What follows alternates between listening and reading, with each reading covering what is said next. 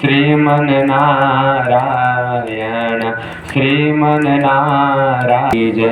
पूज्यपाद श्री सद्गुरुदेव भगवान की जय।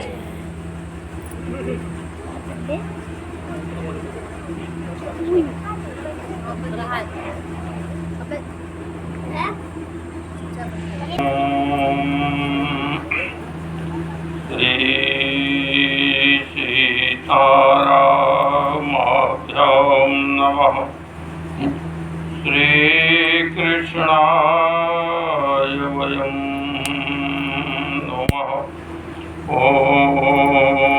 श्रीहरिः श्रीहरिः श्रीहरिः हरिः शरणं हरिः शरणं हरिः शरणं। एक बार प्रेम से बोलिए राजा रामचंद्र भगवान की, वीर बजरंग बली की। आप ऐसा अनुभव करें कि हम मातेश्वरी सर्वेश्वरी भगवती सीता के आनंदमय गोद में बैठे हैं। अंतःकरण में प्रभु श्री राम की आनंददायी झांकी सिर पर हनुमंत लाल का मंगल में व्रत होता है। इस प्रकार चिंतन करते हुए प्रभु का स्मरण करें। हरि ओम। पूर्णमदः पूर्णमिदं पूर्णात् पूर्णमुदच्यते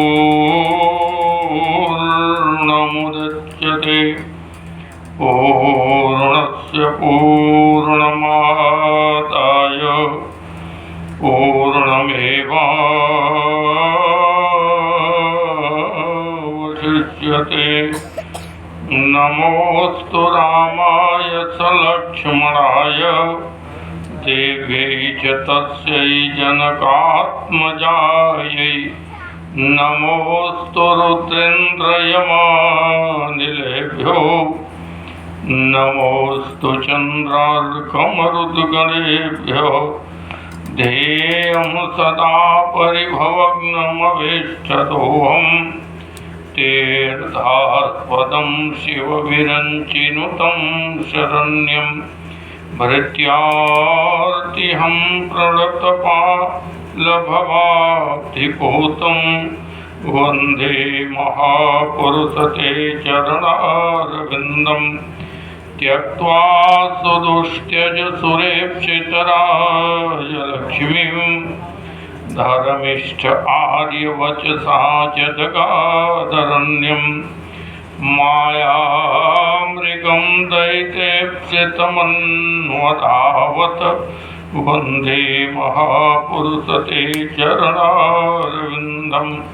ॐ ॐ ॐ ॐ। सहनाववतु सहनौ भुनक्तु सह वीर्यं करवावहै। तेजस्विनावधीतमस्तु मा विद्विषावहै। ओम शांति शांति शांति। ओम शांति शांति। ओम शांति शांति शांति।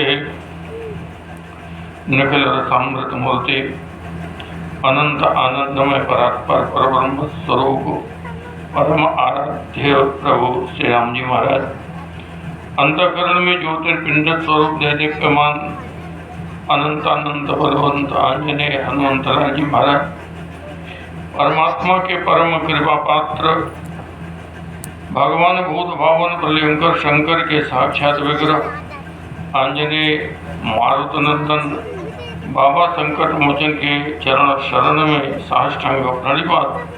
समस्त तीर्थों समस्त ऋषियों समस्त देवताओं के चरणारविंदों में मुस्ताद का नमन। परमात्मा श्री सीताराम की आनंददायिनी मूर्ति स्वरूप समस्त संप्रत श्रोताओं को मेरा प्रणाम। आइए हम सब बड़े ही भाव के साथ 2 बार हरिनाम संकीर्तन करें।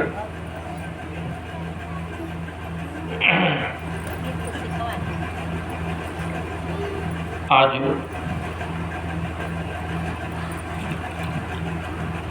2 बार हरिनाम संकीर्तन किया जाए, फिर जैसी परमात्मा की प्रेरणा हम आगे चलने का प्रयास करेंगे। बोलो श्री राम जय जय राम। बोलो श्री राम राम। बोलो श्री राम जय जय राम। बोलो श्री राम हम। बोलो श्री राम जय जय राम। बोलो श्री राम जय राम। हमें अपने शरण में ले लो राम। हमें अपने शरण में ले लो राम। हमें अपने चरण में ले लो राम। हमें अपने चरण में राम। बोलो श्री राम जय जय राम। बोलो श्री राम जय राम। बोलो श्री राम जय जय राम। बोलो श्री राम जय बोलिए राजा रामचंद्र भगवान की, वीर बजरंग बली की, शंकर भगवान की, अम्बे माता की, वीर बजरंग बली की, सत्य सनातन धर्म की। आइए हम सब आज जिस उद्देश्य से आपको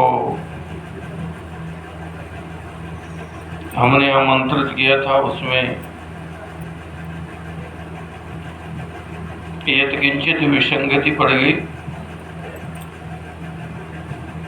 मैंने अपने जीवन में ये सोचा था कि अब तक भाग दौड़ बहुत कर लिया, अब भागवत भजन करें। देखिए, जीवन में यदि समझ में आ जाए कि ईश्वर की इस शरीर को प्राप्त करने का उद्देश्य क्या है, यदि उद्देश्य समझ में आ जाए तो सारी बातें तुरंत समझ में आ जाए। रामचरितमानस में एक स्थान पर गोस्वामी जी ने लिखा कि देह धरे कर यह फल भाई, अभजिय राम सब काम बिहाई। केवल एक ही उद्देश्य है इस शरीर को धारण करने का कि हम भागवत भजन करें। श्री ऋषभदेव ने श्रीमद् भागवत में अपने पुत्रों को समझाया, नायम देहो देह भाजाम नृलोके कष्टान कामान नरहते विभुजांगी। उन्होंने कहा कि यह शरीर विषय भोगों के लिए प्राप्त नहीं हुआ। यद्यपि काम हम वही कर रहे हैं जो मनुष्य होकर के जिस कार्य को पशु करते हैं वो कार्य ही हम करते हैं। हमारे जीवन में पशु बुद्धि बहुत ज़्यादा है। और मैं आपसे निवेदन करूं कि चैतन्यता के दृष्टिकोण से देखिए तो आपका पाषाण भी चैतन्य रहता है। कभी आप सुने होंगे कि पाषाण को बढ़ते हुए देखा गया और पाषाण को घटते हुए देखा गया। आपको बड़ा आश्चर्य होगा, क्या ये पर्वत भी बढ़ते हैं? हाँ, पर्वत बढ़ते भी हैं और पर्वत घटते भी हैं। और ये नहीं, पर्वत श्वास भी लेते हैं। कभी आपने भगवान श्री राम के प्रकरण में सुना होगा कि भगवान श्री राम के प्रकरण में पत्थर को तैरते हुए भी देखा गया। यानी पत्थर तैर भी जाते हैं। इसमें जो उनके चेतनत्व गुण हैं वो चेतनत्व गुण ही कार्य करते हैं। तो जो पाषाण हैं ये भी चेतन है और इनसे कुछ अच्छा ज़्यादा चैतन्यता वनस्पतियों में है। वनस्पति पाषाण की अपेक्षा ज़्यादा चैतन्य है और वो कहीं यात्रा तो नहीं कर सकते, लेकिन जनमानस को बहुत ज़्यादा सुख देने का काम, अगर जाड़े का समय है तो अपने शरीर को जला करके आपको ठंड से दूर कर देना, ये उनका कार्य है। तो उनकी चैतन्यता पाषाण की चैतन्यता से कुछ ज़्यादा है और उनसे भी ज़्यादा चैतन्य यानी वनस्पतियों से वृक्षों से भी ज़्यादा चैतन्य है ये पशु पक्षी जो जाते हैं। ये कुछ बोल भी लेते हैं, कुछ कह भी लेते हैं, थोड़ा उड़ भी लेते हैं, इधर उधर परिभ्रमण भी कर लेते हैं, वो ज़्यादा चैतन्य है। लेकिन उन पशुओं से भी ज़्यादा, इसीलिए आप देखेंगे कि जब श्री शुकाचार्य ने अंतिम उपदेश दिया तो उन्होंने कहा त्वं तु राजन मरिष्येति पशु बुद्धि मीमां जहि। हे राजन, आप पशु बुद्धि छोड़ दो कि हम मर जाएं। और यह स्वरूप हमारे आपके जीवन में बहुत ज़्यादा है। हम जो है विचारशील प्राणी है, मानव सबसे विचारशील प्राणी है, लेकिन मानव विचार करता नहीं कि ये हमारे जन्म लेने का उद्देश्य क्या है, मैं क्यों पैदा हुआ। और यदि ये क्यों का प्रश्न आप अपने शरीर से करें तो आपको उत्तर भी मिल जाएगा। व्यास जी ने जब अपने आप प्रश्न किया, कभी कभी अपने आप प्रश्न पूछे कि हम कौन हैं, हम कहाँ से आए हैं और हम कर क्या रहे हैं और हमको जाना कहाँ है, इसी में सारे उत्तर। लेकिन समस्या यह है कि इस पर विचार करने का अवसर ही नहीं है और न ही हम विचार करते हैं। जितने भी आर्ष ग्रंथ हैं, जितने भी हमारे सदग्रंथ हैं, जितने भी वेद शास्त्र पुराण हैं, ये सब हमको संकेत करते हैं कि आप कुछ करो, लेकिन हम वैसा करते नहीं। लेकिन जब आपके दिमाग में ये बात आ जाए तो मेरे दिमाग में बात आई, मैंने सोचा कि अब कुछ इस प्रकार से किया जाए जिससे अपनी मृत्यु सुधर जाए, क्योंकि दुनिया में कोई ऐसा नहीं जो मरने वाला नहीं। आप देखेंगे कि जितने लोग हैं सब आए हैं और सब एक करके परिचित हैं, आपके जा रहे हैं, बड़े प्रियजन हैं, बड़ा माधुर्य संबंध आपका उनसे है, लेकिन वो बिल्कुल रुकते नहीं, चले ही जाते। चाहे जो जितना भी बड़ा हो, जब समय आया तो वो चला ही जाता है। तो जब हम ये जानते हैं कि वो जाते हैं और जाना ही है तो फिर डरना क्या। परंतु ये डर सबके पास है।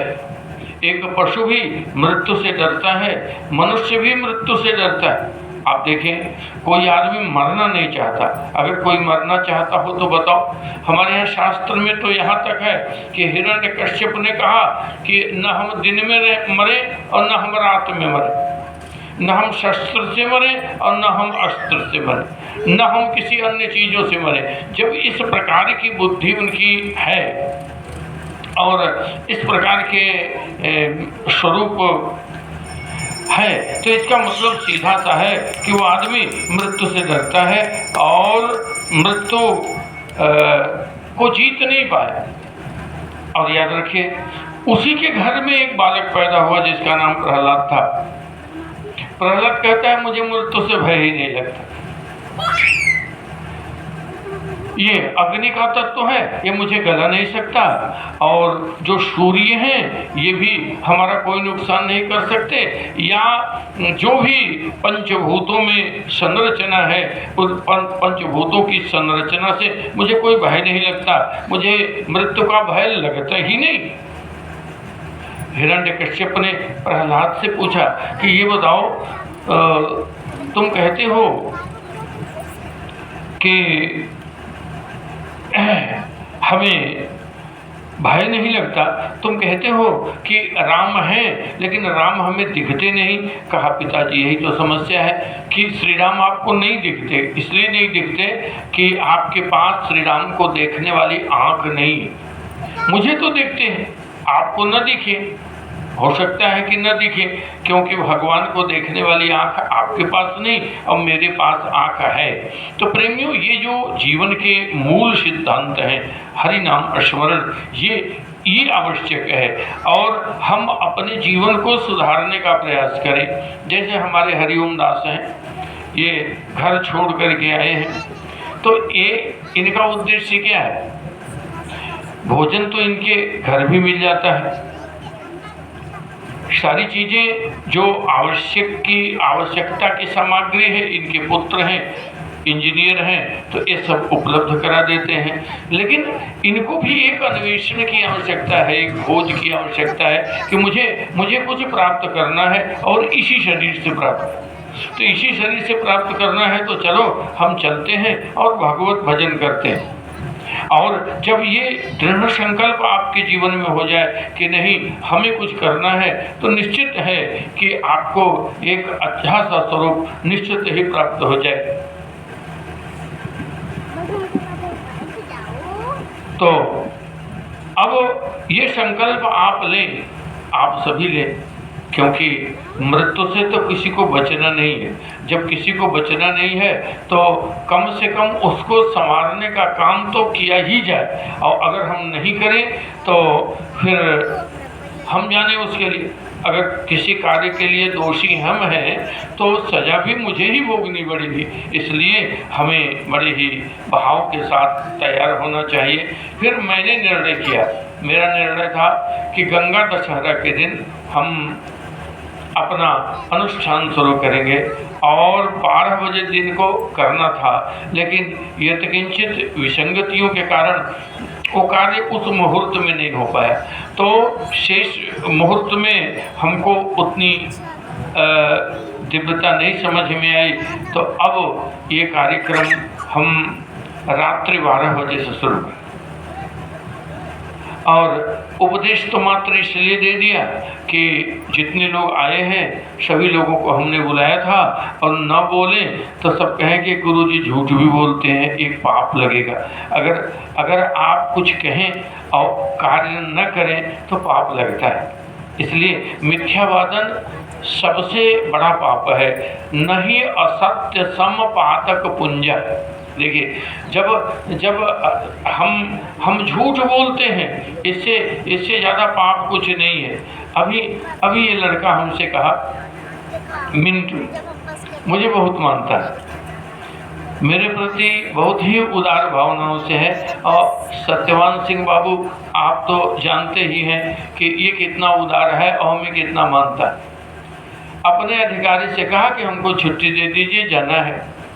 पूछा कहाँ जाना है, तो कहा हमको शमशान जाना है।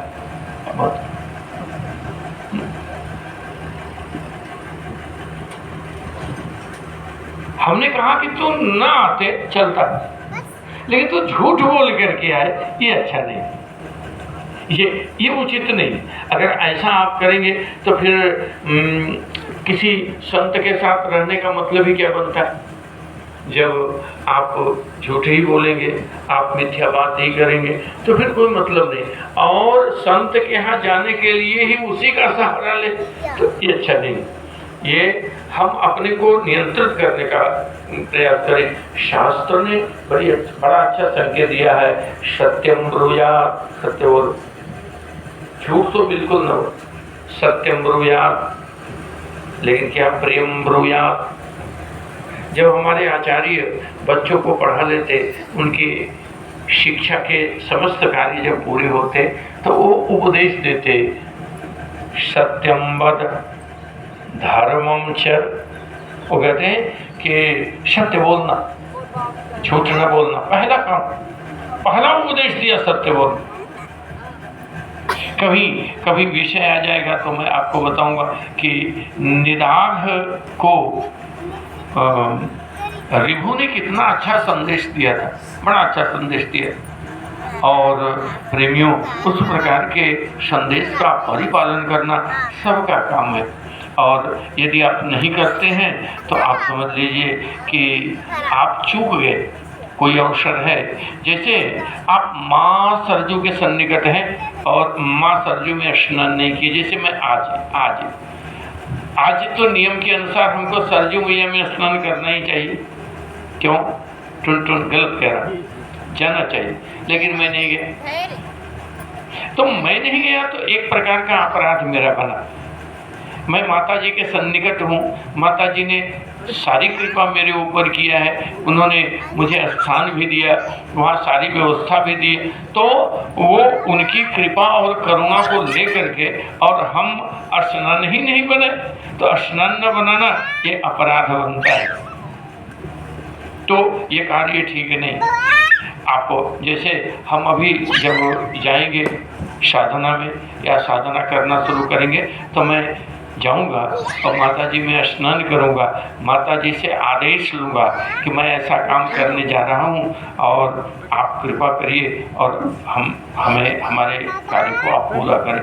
तो वो पूरा करेंगी। माता सबकी अच्छी होती हैं और जानते हैं गंगा जी का प्राकट्य ही इसीलिए हुआ, वो जगत का उद्धार करने के लिए आई।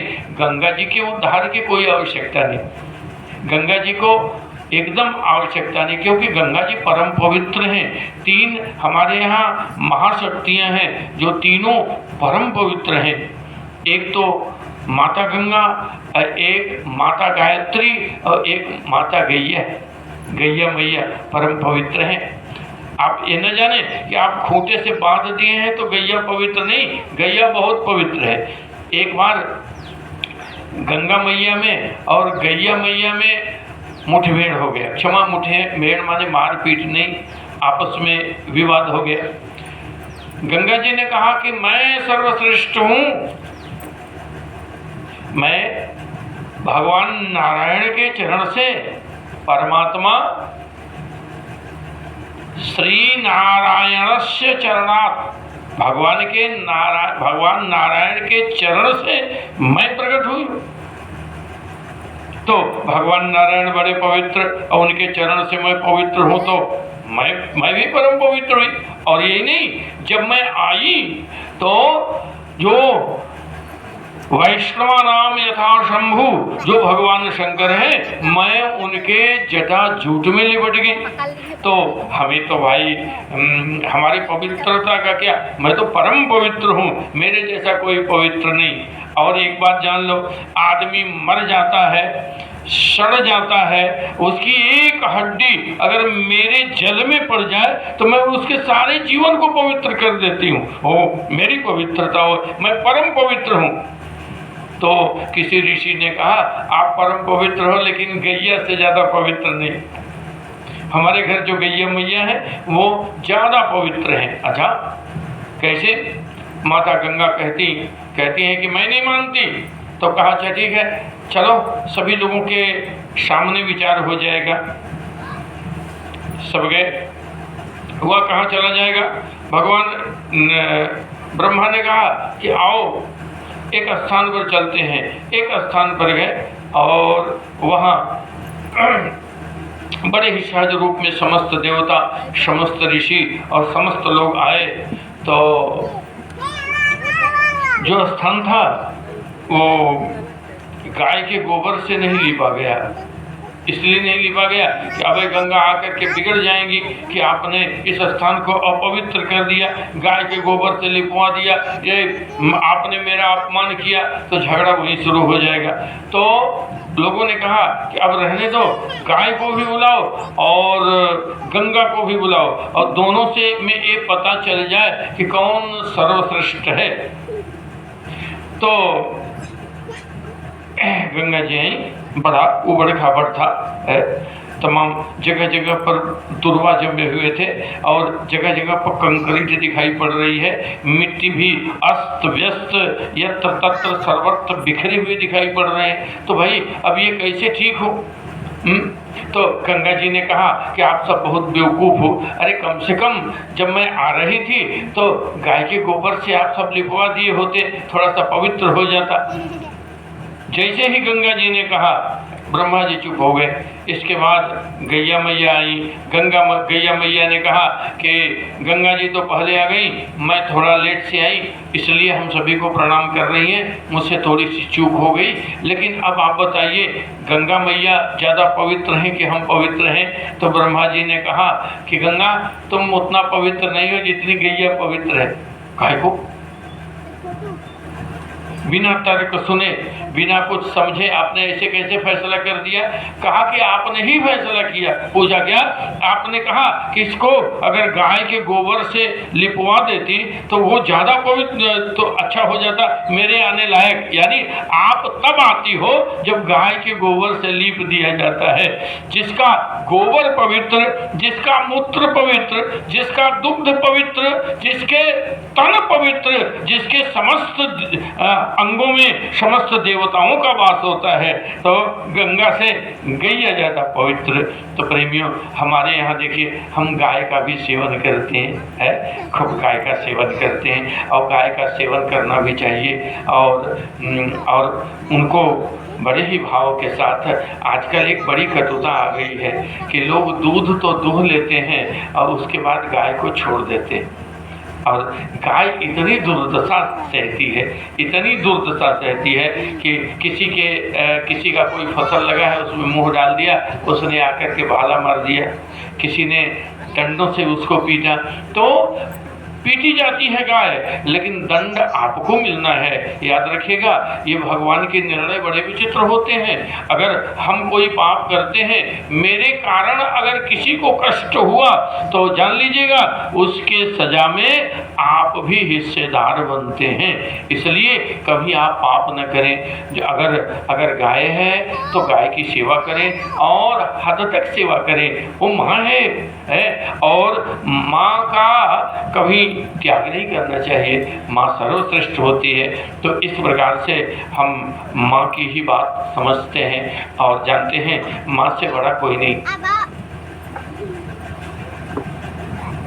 क्योंकि हम सब कुछ माँ से सीखते हैं। बच्चा छोटा होता है तो वो बोलना सीखता है, और जैसे ही मम कहता है, लड़के को पता नहीं मम, लेकिन माँ जान जाती है मम क्यों कहा, माँ जान जाती है। और लड़का एक बार मम कहेगा और मम्मी जो है 50 बार मम मम करेगी, पूरा घर मम मम करना शुरू कर देगा है उस लड़के। तो वो लड़का अपनी माँ से सीखता है। भाषा हम माँ से सीखते हैं, इसीलिए हम कहते हैं मातृभाषा। कोई पितृभाषा कहता है क्या? कोई पितृभाषा नहीं। हम पिता की भाषा नहीं सीखते, हम पिता से चरित्र सीखते हैं, हम पिता से व्यवहार सीखते हैं, हम पिता से गुणवत्ता सीखते हैं, हम पिता से शिक्षा लेते हैं, सब कुछ करते हैं। लेकिन भाषा तो मैं माँ से ही सीखता हूँ, इसलिए माँ हमको सिखाती है। तो प्रेमियों, ये माँ है, तो गंगा भी हमारी माँ है, गायत्री भी हमारी माँ है, और गैया भी हमारी माँ है। और इन तीनों माताओं की आराधना करनी चाहिए और निश्चित करनी चाहिए। आप जान लीजिए, जैसे गाय को आपने एक रोटी खिला दिया, सेवा हो गई। आप घर में 8 रोटी बनाते हैं तो आज 9 रोटी बनाइए और 1 रोटी गाय के लिए। एक हिस्सा लगे कि नहीं हमारे घर में 1 रोटी गाय के लिए जाएगी, हम गाय को खिलाएंगे। और जब गाय को खिलाएंगे तो याद रखिएगा, उस गाय का जो आशीर्वाद है, जब आप गाय को रोटी खिलाने जाएंगे तो उसके शरीर से आनंद होगा कि ये मैया कितनी अच्छी है, हमको रोज रोटी खिलाती है, भगवान इसका कल्याण करो। इसलिए जब आप देखेंगे घर में कोई विपत्ति आती है, आपने गाय पालन किया है तो गाय उसको अपने ऊपर ले लेती है, और जो सेवक है या जो सेवा करता है उसको कष्ट नहीं होने देती, गाय अपने ऊपर लेती है। तो वो माँ है। जैसे एक माँ अपने बेटे को की विपत्ति को नहीं देख सकती, इसीलिए उत्तरा ने भगवान से कहा, पाहि पाहि महायोगिन देव देव जगतपते। हे नारायण, आप मेरे बेटे की रक्षा कर लो, मैं समाप्त हो जाती हूँ, मेरी मृत्यु हो जाए चलेगा, लेकिन हमारे बेटे को बचा ले। तो प्रेमियों, इस प्रकार से ये 3 महाशक्तियाँ हैं। तो हमने गंगा महाशक्ति को चुना है। मैं गैया मैया की भी सेवा, अभी हमने कहा कि हमारी एक गाय है जो बच्चा नहीं देती, लेकिन देखने में बड़ी खूबसूरत से है। कोई देखेगा तो कहेगा गुरुजी ने खूब खिलाया है, लेकिन दूध नहीं देती। तो कभी कभी जब नाराज हो जाते हैं तो ये कहते हैं कि अब की बार इसको बेच देंगे। हमने कहा कि नहीं, उसको नहीं बेचेंगे, वो रहेगी, वो दूध नहीं देती तो भी हम उसके कभी कर्जदार होंगे और इसको पूरा करके अपना जो दायित्व है उसका निर्वहन कर लेंगे। इसलिए प्रेमियों, आप गाय की सेवा और गायत्री जप करें, गायत्री मंत्र का आप जप करें और गायत्री मंत्र का आप ध्यान करें, गायत्री का ध्यान करें। आपकी वाणी पवित्र हो जाएगी, आपके सारे कर्म पवित्र हो जाएंगे, आपके विचार पवित्र हो जाएंगे।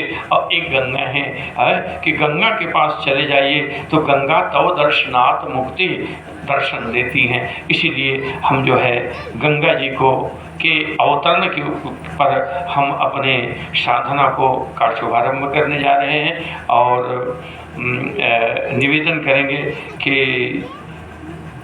परमात्मा हमारे इस कार्य को निर्विघ्न और बड़े ही सुंदर सहज रूप में पूरा करेंगे।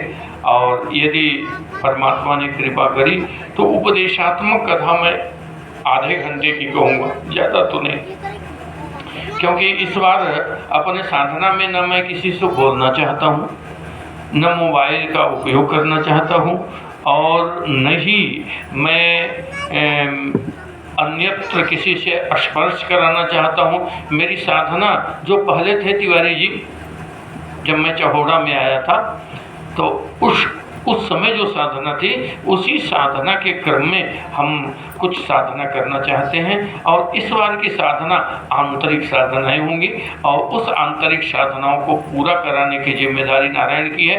मैं नहीं जानता, मेरा काम करना है, पूरा कराना न कराना ये उनकी जिम्मेदारी है और ये जिम्मेदारी हमने भगवान को सौंप दिया है। तो आज 12 बजे रात्रि से हमारी यात्रा शुरू होगी और बड़े ही सहज रूप में हम इसको लेकर के चलेंगे। आप सबसे निवेदन ये है कि अगर मौका मिल जाए तो उपदेश जरूर सुन लेना। कोई अच्छी चीज़ मिल जाएगी, एक ही चीज़ मिल जाएगी, आपका कल्याण की हो जाएगी। एक ही सूत्र मिल जाएगा, आपके सारे कलमश धुल जाएंगे। और एक गंगा का आगमन कलमश धोने के लिए है, जानते हैं इसको कहते हैं दशहरा।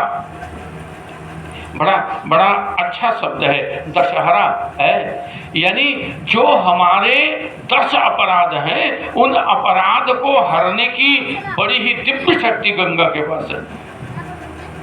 गंगायाः समीपे दिव्य शक्ति अस्ति, यानी जो गंगा के पास दिव्य शक्ति है, यानी दिव्य शक्ति संपन्ना गंगा जो है दिव्य शक्ति संपन्न है और ये सदैव लोगों का कल्याण करती हैं। तो ये 10 कौन है? अब मैं बता दूं, संक्षेप में बताता हूँ। हमारी 5 कर्मेंद्रियां, 5 ज्ञानेंद्रियां। आप मन से पाप करते हैं, जो मन से पाप करता है वो अगर गंगा में डुबकी लगाए तो जब तक से मन का पाप किया है खत्म हो जाए। अगर गंगा नहीं है तो आप सरजू में डुबकी लगाएं, सरजू में आप डुबकी लगाएंगे, आपका कल्याण हो गया। इसलिए ये कार्य आप अवश्य करें। तो हम आँख से पाप करते हैं, हम नाक से पाप करते हैं, हम कान से पाप करते हैं, सबकी इधर उधर की बात सुन करके ये पाप है। हम कान से पाप करते हैं, हम हाथ से पाप करते हैं, हम पाँव से पाप करते हैं, हम शिश्न से पाप करते हैं, हम गुदा से पाप करते हैं, हम वाणी से पाप करते हैं, हम रसना से पाप करते हैं और ये पाप जो है हम त्वचा से पाप करते हैं। और जान लीजिएगा, इस पाप को दूर करने की क्षमता अगर पूरे ब्रह्मांड में किसी के पास है तो गंगा के पास। इसलिए गंगा को बड़े परिश्रम के साथ श्री भगीरथ जी ने इस धरती पर लाया। आप सभी से निवेदन है, मैं अपने वाणी को विश्राम करूंगा क्योंकि हमारे प्रिंसिपल साहब को बहुत दूर जाना है और हम आज बोलने के मूड में नहीं थे। हमने आपको प्रसाद भी दे दिया था जाने के लिए, लेकिन रमेश हैं ये 3-5 करते रहते हैं। तो ये 3-5 में इन्होंने कहा, अरे हाँ हम सबसे कह दिले है अब 2 मिनट आप कथा न कहें तो क्या मतलब हो, नहीं कथा कहने हमारी बड़ी बेइज्जती हुई, इनकी चला अच्छा ठीक कथा कहे। तो अब हमारी साधना 10 बजे से 12 बजे रात्रि से कार्य शुरू होगा और भगवान की दिव्य कृपा होगी। आप सबसे निवेदन है कि उपदेशात्मक कथा जरूर सुनिए। यहाँ मैं किसी ग्रंथ से कथा नहीं कहूँगा, जैसे मैं भागवत से कहूँ, मैं शिवपुराण से कहूँ या रामायण जी से कहूँ, ऐसा नहीं। जहाँ से जो अच्छा प्रसंग आएगा वही प्रसंग में सुनिए। सत्य सनातन धर्म की श्री राम जय जय राम, श्री राम जय जय राम। आरती श्री राम जय जय राम, श्री राम जय राम। श्री पार्थिव गौरजः विदुरप्रायधामवे शिवः सदा गोषि बृहति विशिष्टसात्वेकं वर्तते तमः। ॐ जय जगदीश हरे स्वामी, जय जगदीश हरे। भक्त जनों के संकट, दास जनों के संकट क्षण में दूर करे। हरि ओम जय जगदीश हरे। जो ध्यावे फल पावे, दुख विनशे मन का स्वामी, दुख विनशे मन का। सुख संपत्ति घर आवे, श्याम सुंदर घर आवे। कष्ट मिटे तन का। हरि ओम जय जगदीश हरे। मात पिता तुम मेरे, शरण गहूँ मैं किसके। हाँ प्रभु जी शरण गहूँ मैं किसके। तुम बिनु और न दूजा, प्रभु बिनु और न दूजा। आस करूँ मैं जिसकी। हरि ओम जय जगदीश हरे। तुम पूर्ण परमात्मा, तुम अंतर्यामी। हाँ स्वामी तुम अंतर्यामी। पार ब्रह्म परमेश्वर, जगत पिता जगदीश्वर, तुम सबके स्वामी। हरि ओम जय जगदीश हरे। तुम करुणा के सागर, तुम पालन करता स्वामी, तुम रक्षा करता। मैं मूरख खल कामी, मैं सेवक प्रभु स्वामी, कृपा करो भरता। हरि ओम जय जगदीश हरे। दीन बंधु दुख हरता, तुम ठाकुर मेरे स्वामी, तुम रक्षक मेरे। अपने हाथ उठाओ, अपने शरण लगाओ, द्वार पड़ा मैं तेरे। ओम जय जगदीश हरे। विषय विकार मिटाओ, पाप हरो देवा स्वामी, कष्ट हरो देवा। श्रद्धा भक्ति बढ़ाओ, श्रद्धा प्रेम बढ़ाओ, संतन की सेवा। हरि ओम जय जगदीश हरे।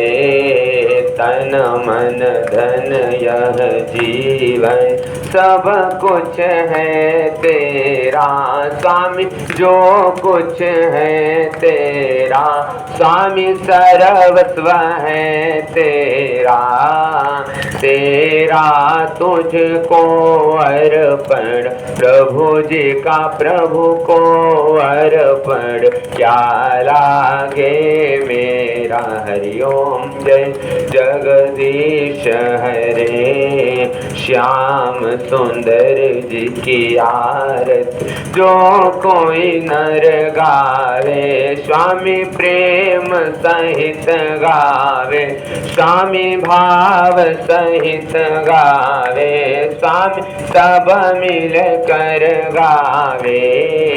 कहत शिवानंद स्वामी मन भनत हरि हर स्वामी, सुख संपत्ति पावे। हरि ओम जय जगदीश हरे, ओम जय जगदीश हरे, स्वामी जय जगदीश हरे, स्वामी जय दीनानाथ हरे, स्वामी जय बद्रीनाथ हरे, स्वामी जय जदुनाथ हरे। भक्त जनों के संकट, दास जनों के संकट, चढ़वे दूर करे। हरि ओम जय जगदीश, हरि ओम जय जगदीश हरे। कर्पूर गौरम करुणावतारम, संसार सारम भुजगेन्द्रहारम, सदा वसन्तं हृदयारविन्दे, भवं भवानी सहितं नमामि। त्वमेव माता च पिता त्वमेव, त्वमेव बन्धुश्च सखा त्वमेव, त्वमेव विद्या द्रविडं त्वमेव, त्वमेव सर्वं मम देव देव। हरे राम राम राम हरे हरे, हरे कृष्णा कृष्ण कृष्ण हरे हरे, हरे राम राम राम हरे हरे, हरे कृष्णा कृष्ण कृष्ण हरे हरे।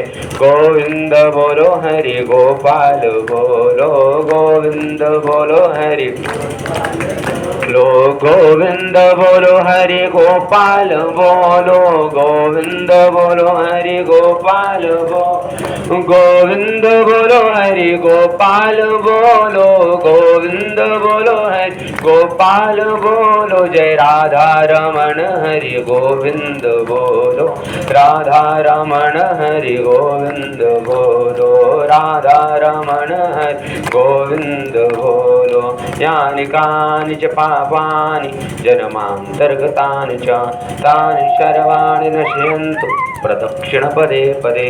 भूमो निधाय जलेन शीतलीकरणं, पुष्पे देवता अभिवन्दनं। शीतले त्वं जगन्माता, शीतले त्वं जगत्पिता, शीतले त्वं जगद्धात्री, शीतलायै नमो नमः।